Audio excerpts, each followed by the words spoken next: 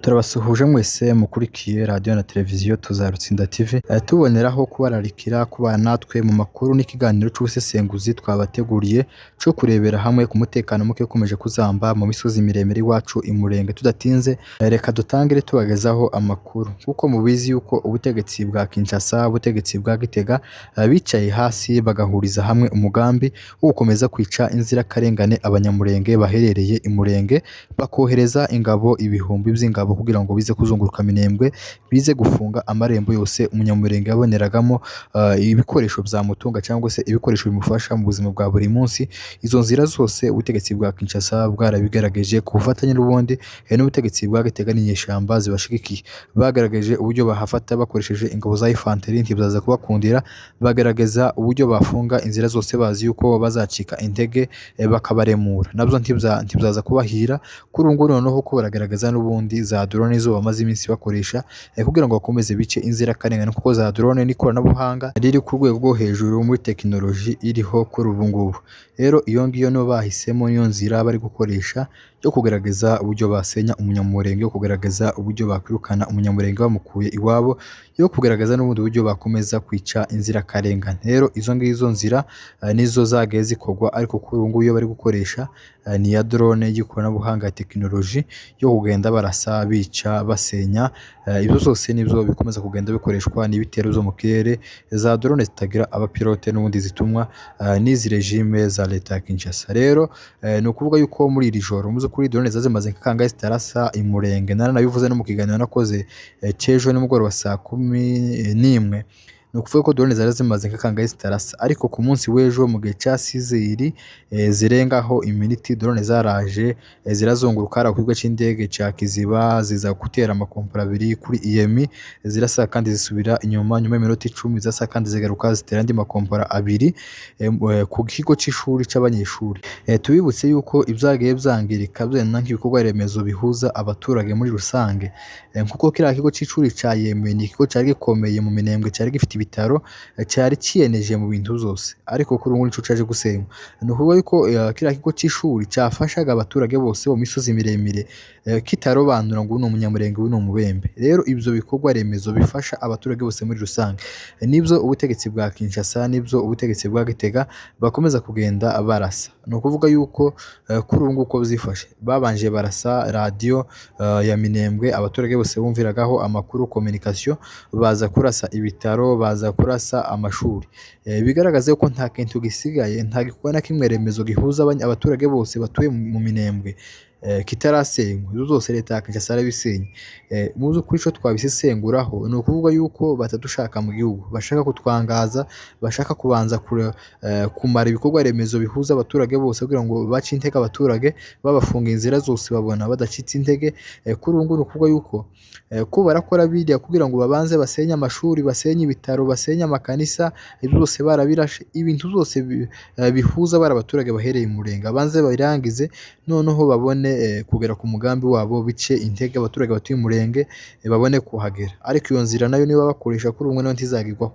Nabwiye ko bagaragaje inzira y'intambara y'infantry, ingabo zo ku butaka zirananirwa, bagaragaza gufunga, barafunga guhera ku Ndondo hose muco hagati, nta muntu wemerewe kuva mu Minembwe aje ku Ndondo.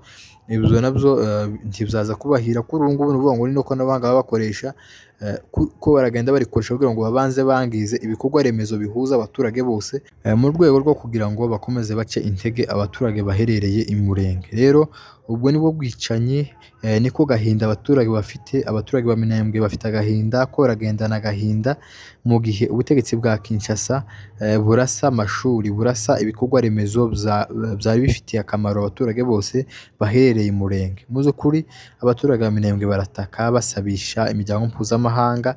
Natwe mwabonye ko twagiye mu manifestation mu bihugu byinshi bitandukanye, twereka isi, tubereka yuko abanyamurenge batabaye kugira ngo bakomeze bicwe.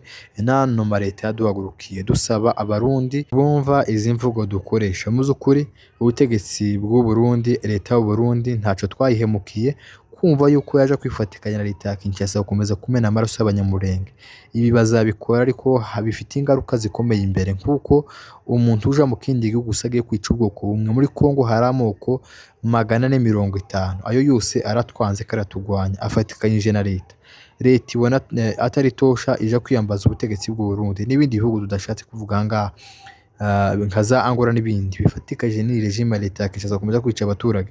Turababwira yuko mu by'ukuri abanyamulenge ntabwo babaye umurimo wo kwicwa, bagende bona muri Nkotsi ico dusaka ni amahoro, ntaco twakushiye leta y'u Burundi, igende ireke kwifatikanya n'abajenosideri na leta mbi ya leta ya Kinshasa gukomeza kwica abaturage. Kuko izi ni ingaruka zikomeye kuvuga ngo kubaza kurasa amasomo n'iki gihari kuri EM bigaragaza yuko batanakurikiye n'ingabo bahanganye. Ingabo bahanganye ziri ku mafuro ziririya kure, ariko ko baraza kurasa amadegu hagati ku bikorwa remezo bifasha abaturage bose, nivyo bigaragaza yuko ari jenoside.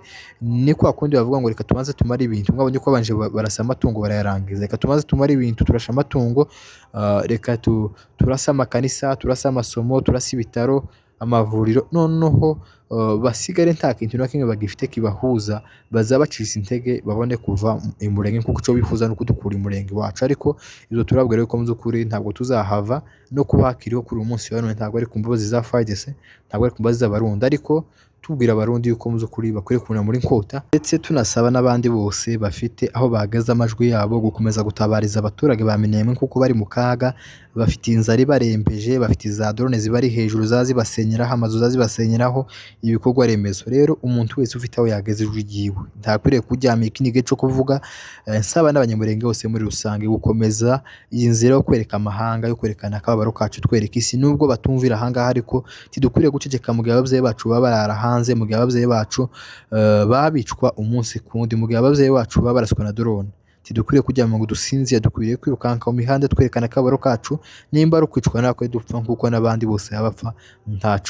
Ntaco bahemutse, ntaco bahemukiye izi leta zazibica. Rero abantu bose muri rusange bakwiriye kwitabira iki kintu, tukamagana twivuye inyuma tutajyama. Iki si igihe co kuryama, ni igihe co kwerekana akabarengane kacu n'akababaro kacu, nkuko nitujyama tugaceceka mu gihe abaturage bo mu Minembwe babicwa, no gusenyuka kw'umurenge kosenyuka nkuko iyi si ntifite imbabazi. Ariko no gukomeza tukagerageza gukomeza kwerekana akarengane kacu, nkuko turebye nk'abaturage bari mu Minembwe ntaho bafite bakorera manifestation, ntaho bafite babwira, ahubwo twe turi imahanga nitwe dukwiye kongeramo imbaraga, tugakomeza kwereka isi kuko Minembwe n'ubu ngubu abaturage nta kuntu bakwihurizamo ngo bakore niyo nigaragambyo cyangwa se bekana akababaro kacu, kuko n'ubundi drone zikabarasa.